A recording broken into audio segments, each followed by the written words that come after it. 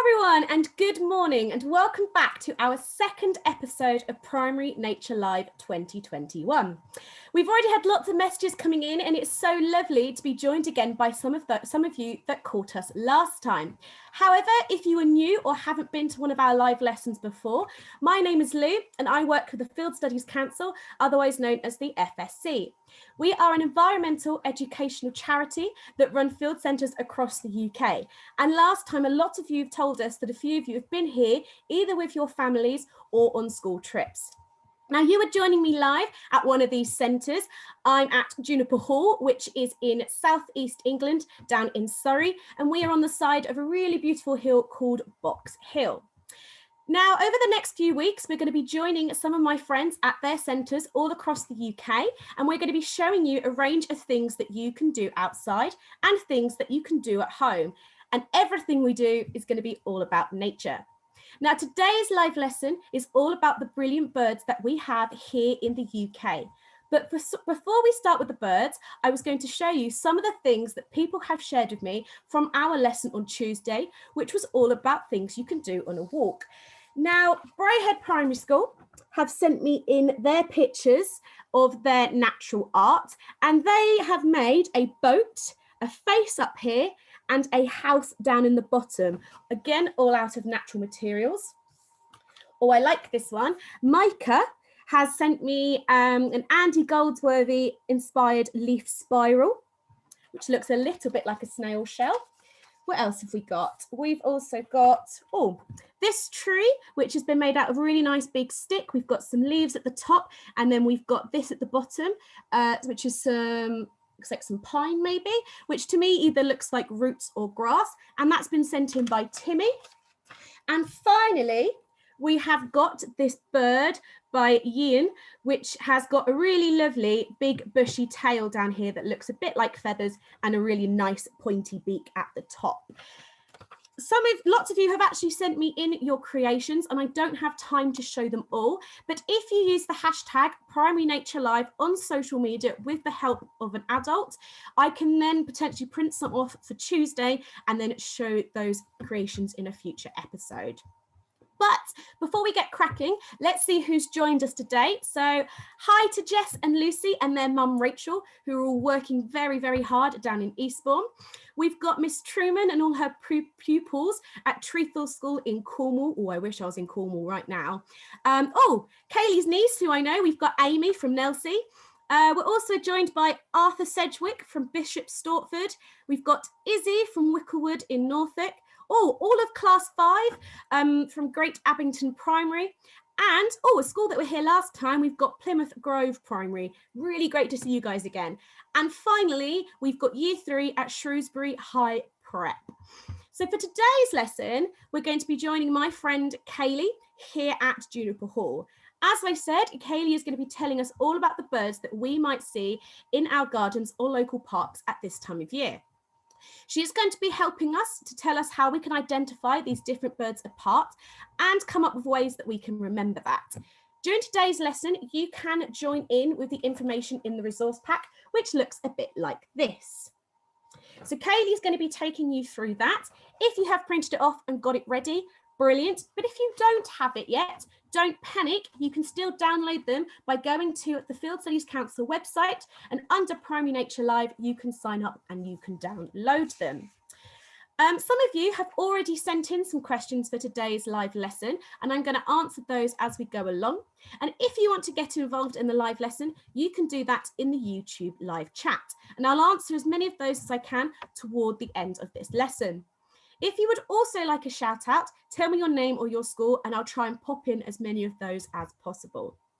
Now, in order to use the live chat, you will need a YouTube account. So you will need an adult to help you with that.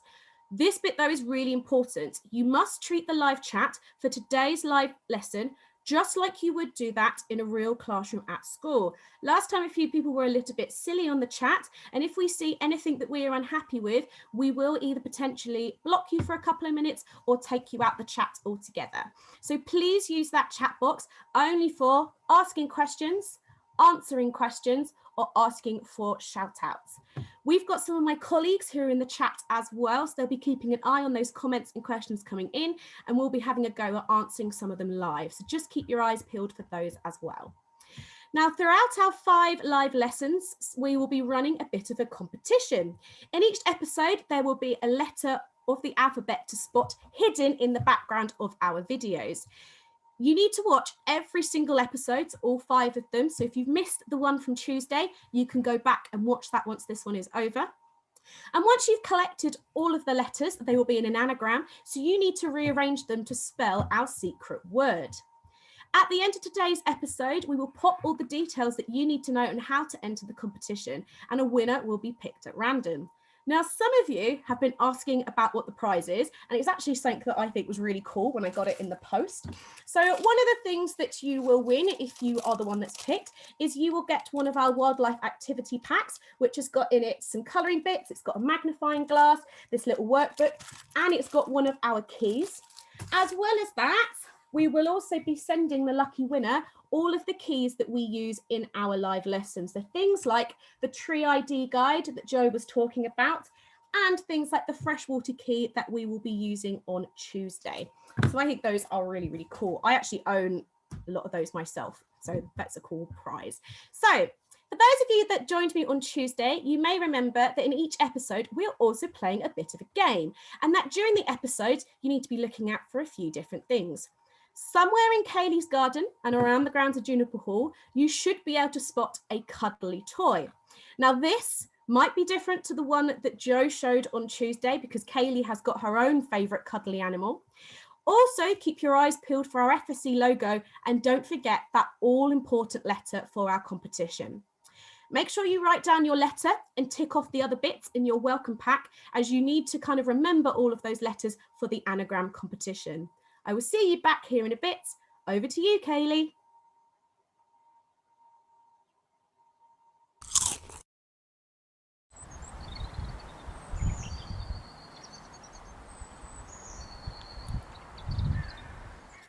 Hello and welcome to Juniper Hall. My name is Kaylee and I'm one of the tutors here. I know that some of you listening and watching today have actually been here to Juniper Hall on a trip. I might have even taught you. In today's lesson, we are going to be learning a little bit about garden birds.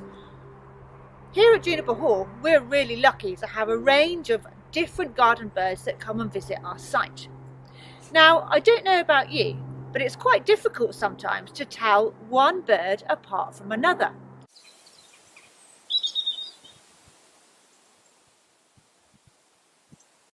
So we're going to have a go now and see if we can find out what birds you know already, and maybe we'll learn a few other names. So you are going to need this sheet here that is called What Birds Do You Already Know? From the resource pack that you were emailed, this is the worksheet that we're going to do together. Now it's very simple. All you need to do is match up the correct name with the photograph of the bird. So, for example, I know what a robin is because I've seen it recently on Christmas cards and wrapping paper. I know that it has a red chest and a brown back. So, very simply, I'm going to draw a line between the photograph of a robin and the name. Now, I'm going to give you 30 seconds to do this. It doesn't need to be neat. I'm not going to use a ruler for mine. Don't worry if you don't know them all, because we'll check them together and you can add on any you didn't know. Good luck.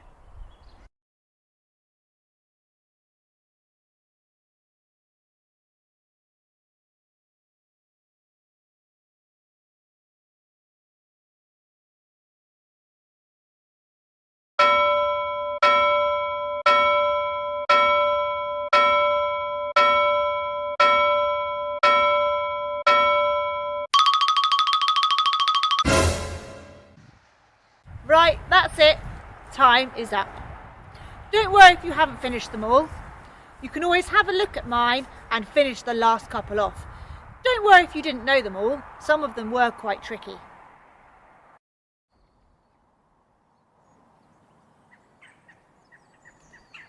As you may have worked out from your sheet, these little birds here are blue tits. Chances are you'll have seen a few of these in your garden or local park, as they're one of the most common birds in the UK. They are easily recognisable with their blue, yellow, white and green feathers. They are only 12 centimetres tall and weigh around 11 grams, which is the same as a £2 coin. They eat insects, nuts and seeds, but they particularly love peanuts and can often be spotted in groups all flocking around one peanut feeder. As you can see from the pictures, all of the birds are slightly different, and they have maybe different colours or they're slightly different shapes that can help you tell one apart from another. So after this episode, what you might like to do is add on some extra labels. Here at Juniper Hall, we call those annotations, and it helps us, and those annotations will help us remember how one bird is different from another. For example, if we have a look at these photos, the goldfinch is the only bird that has a red face. So you might like to label on, this bird has a red face, and it will help you remember how that bird is different from another.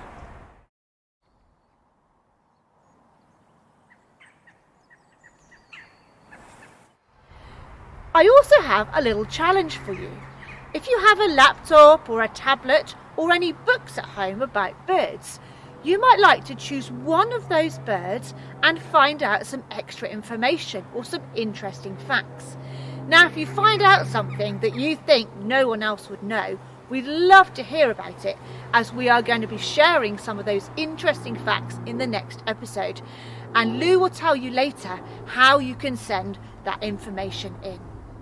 Right then, in a little bit, you're going to join me again and we're going to have a go at making one of our own bird feeders. But before we do that, I'm going to hand you back to Lou, as I think she's got some shout outs to some of the schools. See you later.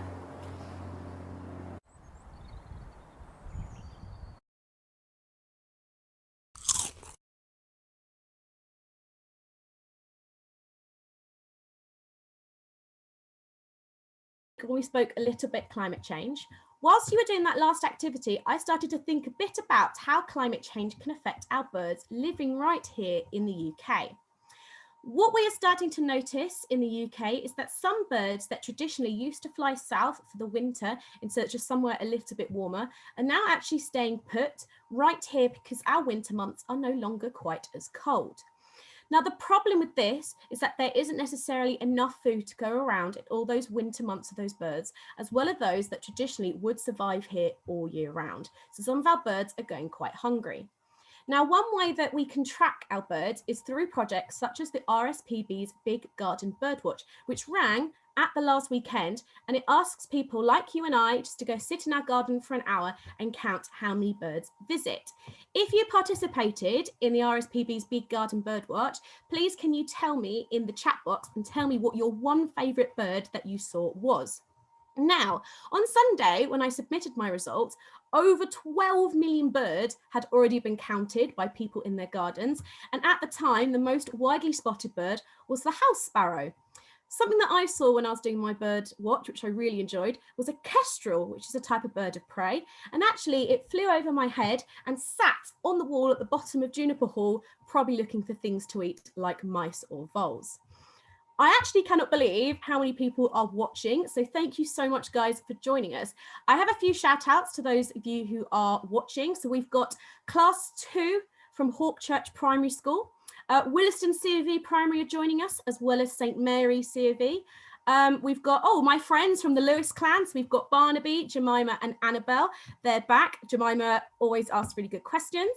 We've got Weston Primary over near Baldock, St John Vianney Catholic Primary, and we've got Yearthaw at Bootham Junior School, who have already been learning about their brilliant birds this term. So we've got some resident experts here.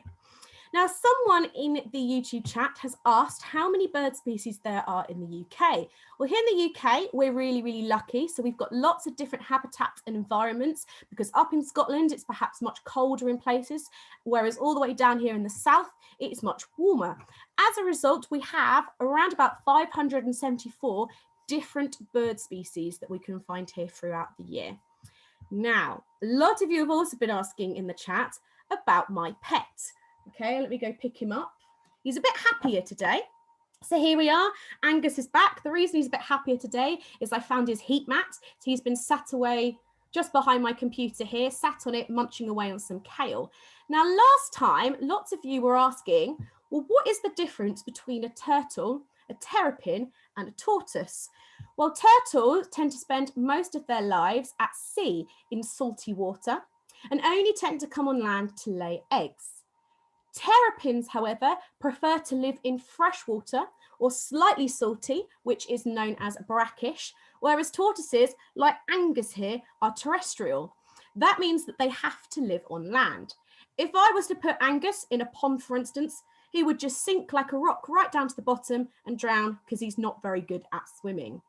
As I said last week, though, he is excellent at climbing. So when he's on land in his terrestrial environment or outside in my garden, for instance, in his enclosure, he has been known to climb about 1 metre up vertical kind of walls and sides. I have found him about 1 metre up trying to escape before. So he's a bit of an escape artist. He's a little bit naughty, and I'm going to put him down for now, and then I'll get him back out when I'm answering some questions at the end. So I'll put him back in his heat mat, and so he can grab a bit more kale. Now, I hope when you were watching Kaylee's video, you were keeping your eyes out for the hidden objects. Have you spotted your letter yet? If not, keep your eyes peeled because it might appear in the next section. Now, in a moment, I'll hand you back over to Kaylee, who's got something exciting to make with you. If you have got your resource pack, so this is the flip side of it, on it there are some ingredients which hopefully some of you have ready so that you can make a bird feeder alongside her.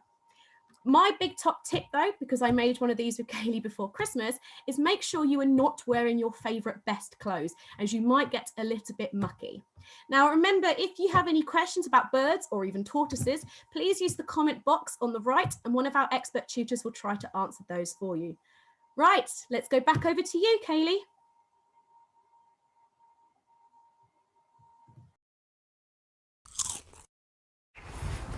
Hello and welcome back.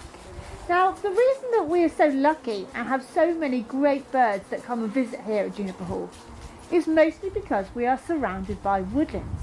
Now, woodland creates a really good habitat, both because, of course, they can nest in the trees, but also the birds can forage for nuts and seeds and little insects, so they have something to eat throughout the winter months. Another reason that we're really lucky to have so many birds here at Juniper Hall is because we've been putting up our bird feeders. What we have been careful about, though, is we've put quite a few different stations up around the grounds because certain birds, in particular robins, are very greedy and they're also very territorial. So you'll quite often find that the robins will scare away other birds to stop them from feeding. So we've got a station set up here in our sensory garden, but we also have them in some of our other woodlands. Yesterday I made this bird feeder. I did get a bit messy making it, but it's been worth it because I've already seen quite a few different birds feeding from it. Now, this time of year, it's a great idea to put some bird seed or different types of bird feed out. Because it's so cold, it gives the birds extra energy and will help them stay warm. Now, I thought it would be a really great idea to make one together. So I hope you've got your resource sheet ready and all of the kit that you need. First up, you should have this resource sheet in your pack. This includes the instructions of how to make your bird feeder. If you don't have all of the things in front of you now, do not worry, as you can watch us do it and then make yours a bit later. If you do have everything ready, you can make yours with us right now. First up, you will need your pine cone. I have chosen quite a small one, as this means I won't need to use up too much of my lard, and I might even be able to make 2 or 3 from just one block. You will need some string or some ribbon, as this is what you will use to hang it up outside in your garden. Next we have our birdseed and our dried mealworms. If you don't have any dried mealworms, do not worry, as you can just use birdseed. But birds do love these as a tasty winter snack. They are similar to the small worms and insects the birds would forage for on the ground. The birds that come to our feeders at Juniper Hall love their mealworms. You will also need a pair of scissors for cutting your string and a large tray for making your mixture. a tray with a lip round the edge works really well. But if you don't have one of those, a large mixing bowl, maybe that you have in your kitchen, would be fine too. You will need a knife to cut your lard, but please ask an adult to help you with this part. Make sure you have a nice clear area to work in. And don't forget to roll up your sleeves, as you will get a bit messy. Right then, let's get started. Step 1.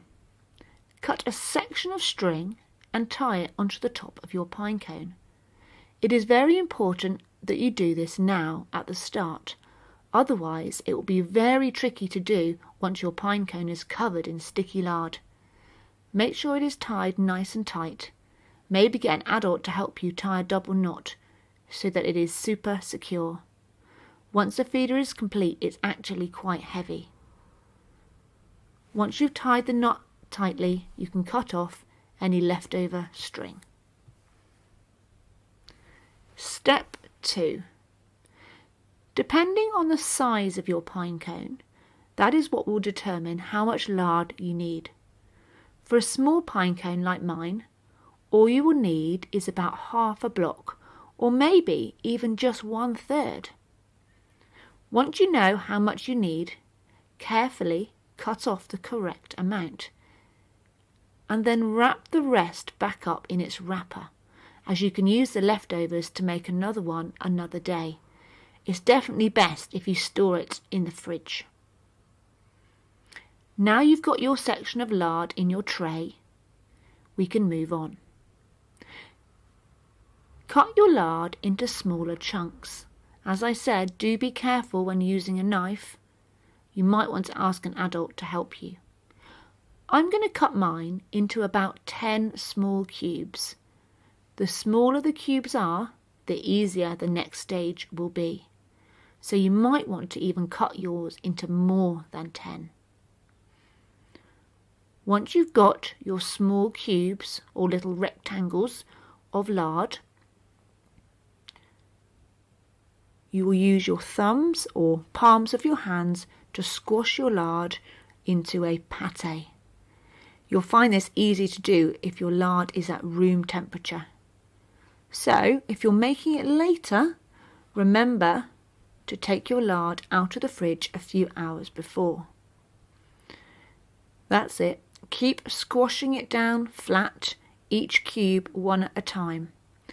You will find that the more that you handle the lard, the softer it will become and the easier it is. So, as you can see here, we're squishing ours all the way down into one kind of large pâté, pressing it down nice and flat. When you think it's done, you can then sprinkle a couple of handfuls of birdseed and mealworms into your lard pâté. Once you've sprinkled it on, you can start pressing it down into the lard. I would use both hands for this, and you can start moving the lard around the tray, trying to squash in as much of the birdseed and mealworms as you can. As I said before, the softer the lard is at this stage, the easier it will be. You can always add in some extra mealworms and some extra birdseed if you think you need it. Try and get your fingers right in amongst the lard and try and mix it up as much as you can, keeping adding in more seed or more mealworms if you think you need it.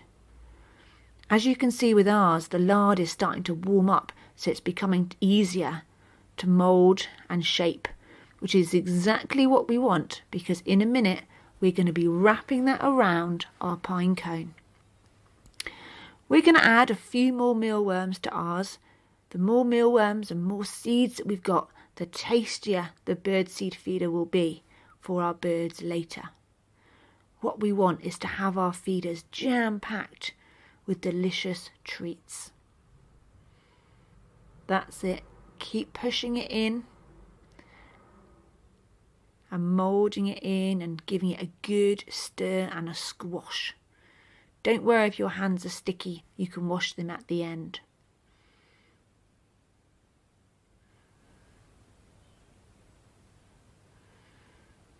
Right then, ours is almost done. So what we're going to do now is start squashing it down flat onto the bottom of the tray, so it looks like a big pâté again.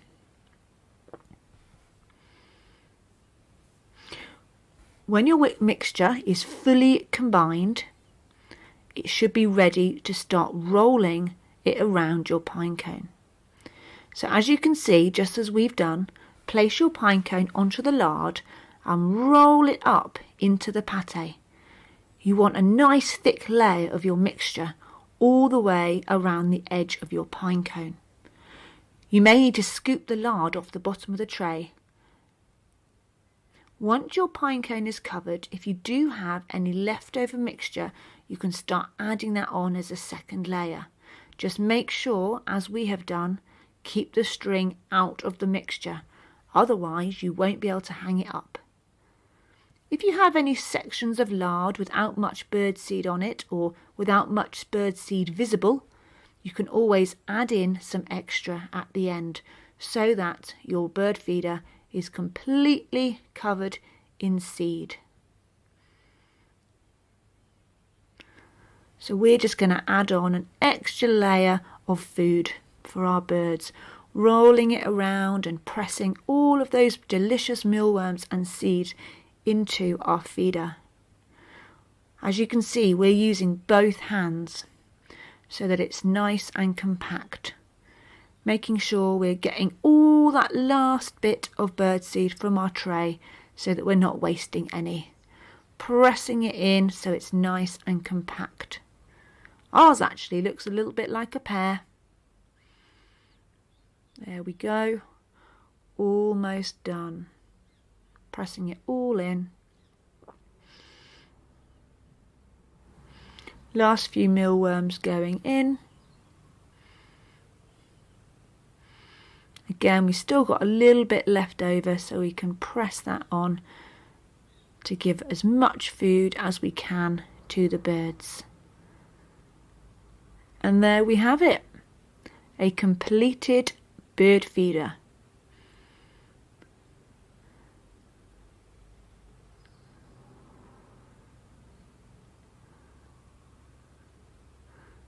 And ours is nice and secure. Looks like the string is going to hold it in place.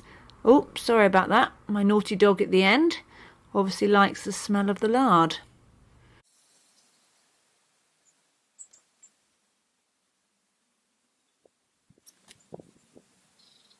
Once you finish your bird feeder, you can go back outside and find somewhere suitable to hang it up. I've chosen a little sheltered spot here in one of our trees. If you do have cats at home, it might be worth trying to put it a little bit higher up in a tree out of the reach of them. Once it's been up a couple of days and the birds have spotted it, you might find that you can start seeing those birds visit it.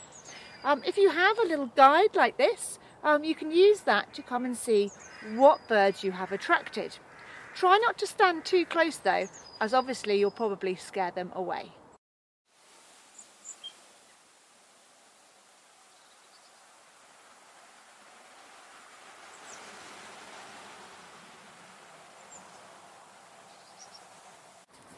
Don't worry if you don't have any pine cones or lard at home, because I'm going to show you a quick example of another bird feeder you can make just out of a recycled bottle. So I've chosen a milk bottle here, and all I've done is cut a hole in the front and put in some birdseed in the bottom. I've put a little stick through the bottom as well, just through a couple of holes, so that the birds have something to perch on. What you do want to remember to do with this one though, is to make a few little holes just in the bottom so that if it does rain, the rain can drain out of the bottom.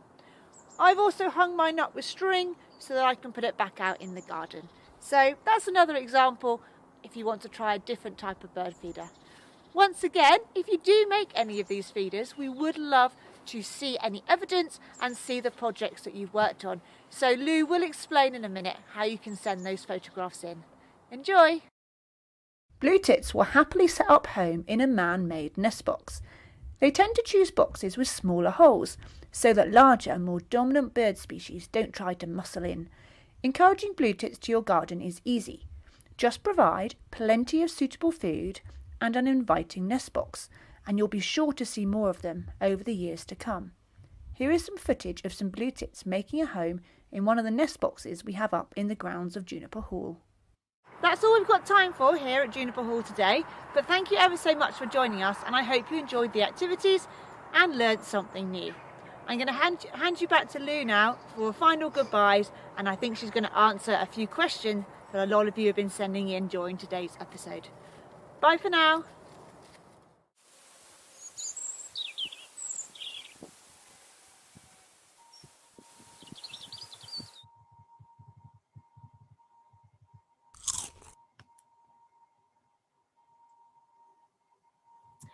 Hello again and welcome back. Making bird feeders like that, when I did it before with Kaylee, is such a fun activity, although you do get a little bit mucky. So if you did it alongside of her, I hope you've managed to find time to wash your hands. Now, whilst the lard can be a little bit gross, if like me, you have really, really dry skin, I suffer from eczema, when I did that last time, my hands felt so soft for days afterwards. So not only does it help the birds, it did help me as well. As I said, I did make one of those before Christmas with Kaylee, and in a matter of about 2 days, the birds had eaten the entire thing. But because it doesn't require an entire block of lard or an entire bag of mealworms or birdseed, I was able to recover my pine cone and put it back out for them. Right, we're going to have a final round of shout outs before I then go on to answer some questions. So we've got Ava from Eton End School, Bobby Moore class are here from Perrymount Primary, Madison from Year 4 at Wollaston C of E in Cheshire, and we've got the Year 6s from Cowden Primary. Oh, a big welcome back then to Chewton Mendip Primary School, whose name I recognise from Tuesday, and I believe are local to one of our centres down in Somerset. We also have Year 4 at Hawthorne Primary, and Jude Foskett is here from Millway Primary School. Oh, Charlotte from Bringhurst Primary participated in Birdwatch, good job. And finally, we have Freya and friends in Year 6 at Palm Brae Primary.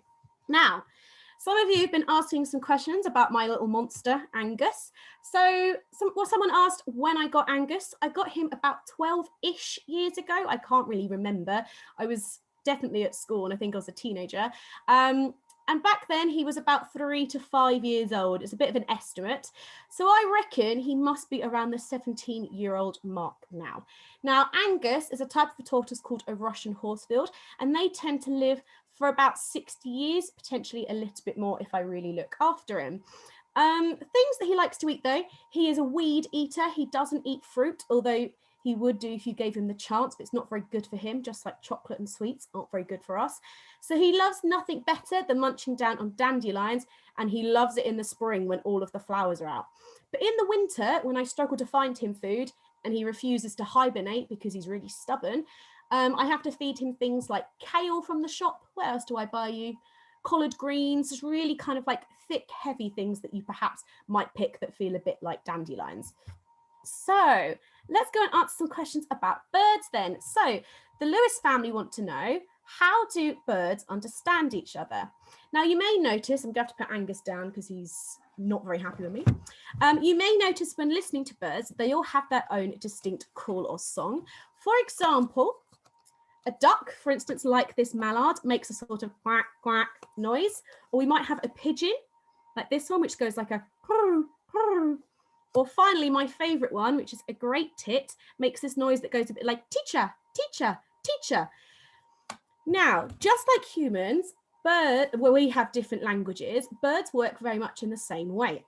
And each species can understand the noise that its own species makes. However, some birds can recognise the call of other birds, the same way that my first language is English, but I can understand and speak a little bit of Spanish.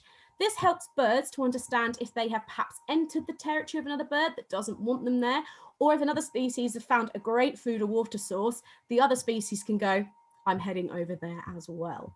Okay, so yes, they all do kind of speak like a different language. Our next question then is, do male and female birds look different? So you can tell if our birds are male or female, sometimes by their size, but usually by their colour. So I'm going to take a bird that we find quite commonly all around the UK, and that is a blackbird. Now you may notice in this picture But our male, which is this one just here, has a really kind of jet black colour feathers and this really vibrant orange beak, whereas our female on this side, if you can see her, she is kind of a much browner colour and is quite speckly across her chest, and her beak is not nearly as vibrant. Now, some of our birds, like the blue tit, do have this colour difference, but it's much harder for you to see as the female might be just slightly duller in colour or appearance, so sometimes you have to sit and look really, really carefully. Now, the reason for these differences is all to do with breeding. The males tend to be a much brighter colour to attract the females so that it helps them to find a mate. Okay, so yeah, they do sometimes look different. Sometimes it's quite hard to tell, but sometimes, such as with our blackbirds, it can be quite easy. Right, let's move on to another one. We've got Thomas and Bell from Fulbeck in Lincolnshire would like to know which is the rarest bird breeding here in the UK. It's quite a good question, that one. So there are a fair few breeding birds in the UK which are considered to be very, very rare. One of my favourites is this one here. He looks a bit funny. Okay, this is the Eurasian Spoonbill, which is, as I said, this bird here, and gets its name because of this bill it's got at the front, which looks like he's got a bit of a soup spoon at the end. Now, this bird is really clever, as you can see from the picture. It is a water bird, and what it does is, as it's trying to find food, it scoops its bill side to side in order to try and catch invertebrates and any fish, for instance. However, in the UK, we have got less than 5 pairs of these breeding birds left, and we've seen their numbers drop because of issues with their wetland habitats.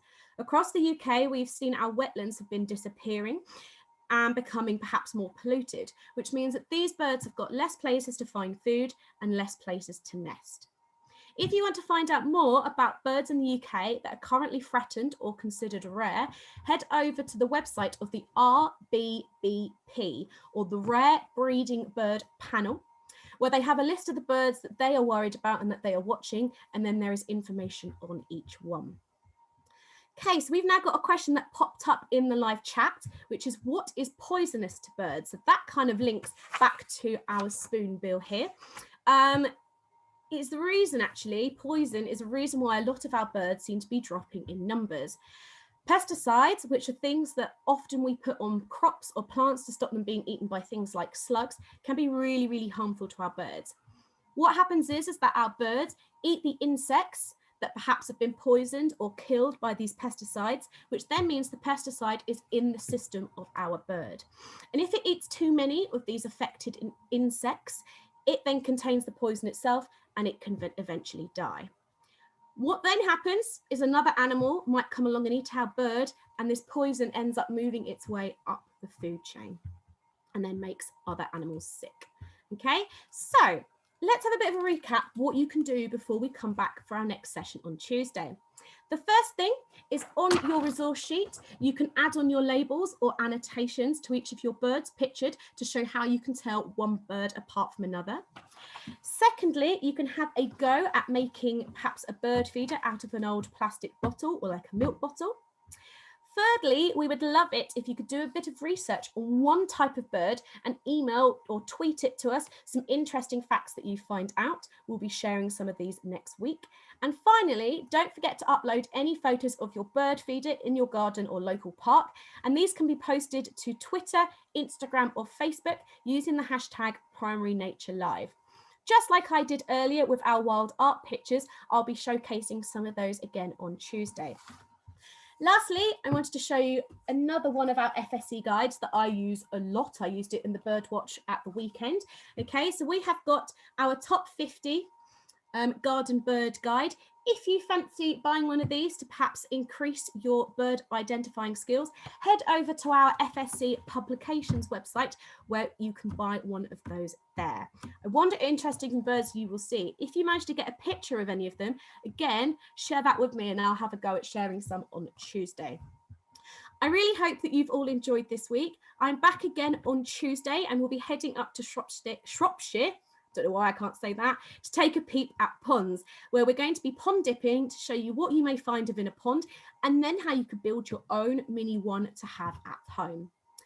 As you know, these episodes have been put on for free, but if you would like to make a donation, please head over to the Field Studies Council website and you can donate through there. Thank you very much for all joining in today from me and Angus. See you all on Tuesday. Bye.